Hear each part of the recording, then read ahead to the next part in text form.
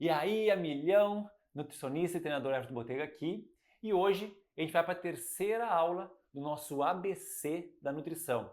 Eu estou fazendo essa série de vídeos justamente para explicar o básico da alimentação, porque tem pessoas que não entendem que a alimentação é muito mais complexa do que só apenas comer ou se alimentar com qualquer tipo de alimento.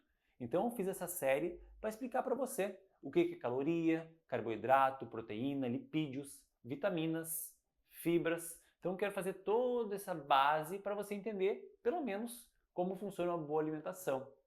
E se você gosta aqui do canal, eu já peço para você curtir, te inscrever e compartilhar os meus vídeos, porque eu tenho certeza que através da alimentação, a sua saúde vai ser o principal, vai ser prioridade e você vai viver mais e melhor.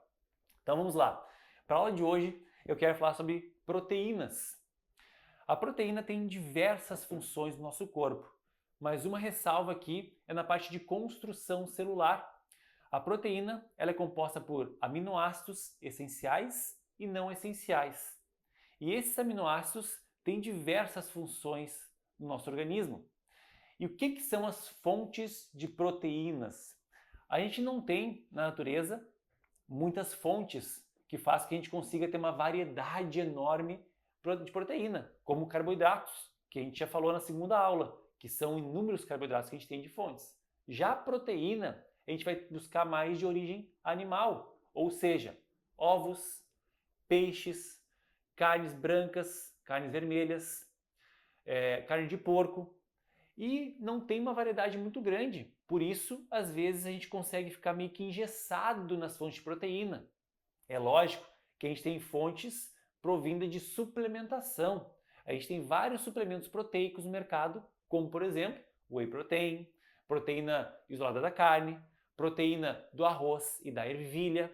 A gente tem proteína também de minhoca, acredite, tem proteína de minhoca isolado. Ou seja, existem outras fontes em formato de pó, suplementação, para você utilizar e ter uma variedade maior.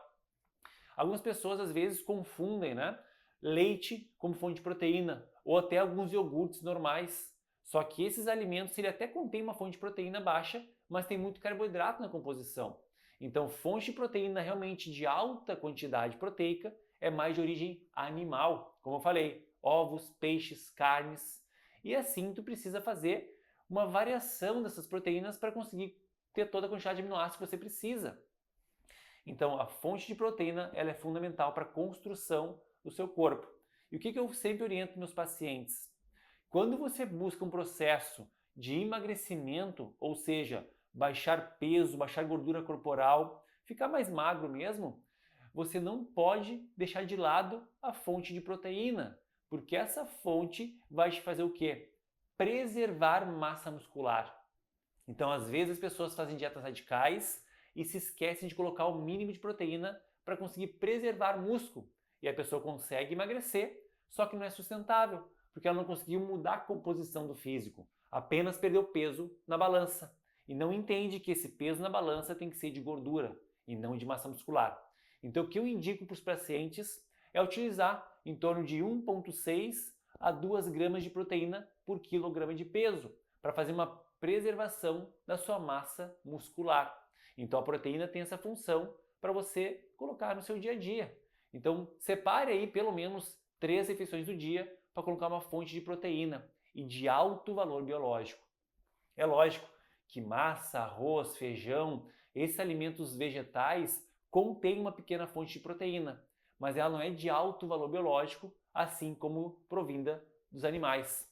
E se você é vegano ou vegetariano, utiliza proteínas de origem vegetal, hoje em dia a gente consegue suprir com a suplementação vegana, como eu falei, proteína da ervilha, proteína do arroz, porque o maior problema dos vegetarianos é que eles não conseguem bater as quantidades de proteína. É sempre excesso de carboidrato na sua alimentação. Isso é um problema, porque o excesso de carboidrato faz o quê? Acumular gordura no corpo. Então, você que é vegano ou vegetariano, existem fontes isoladas de proteína vegetal, como eu falei.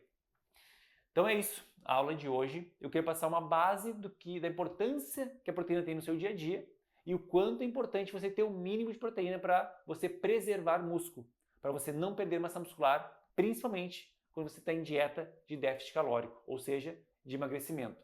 E se você gostou, então te inscreve no canal, compartilha esse vídeo com mais pessoas que eu tenho certeza que quando você sabe a base da nutrição, você vai ter mais saúde e vai se alimentar melhor. Eu sou Everton Botega e é um prazer passar para você um conhecimento e que agregue valor na sua vida. Um grande abraço e até o próximo vídeo.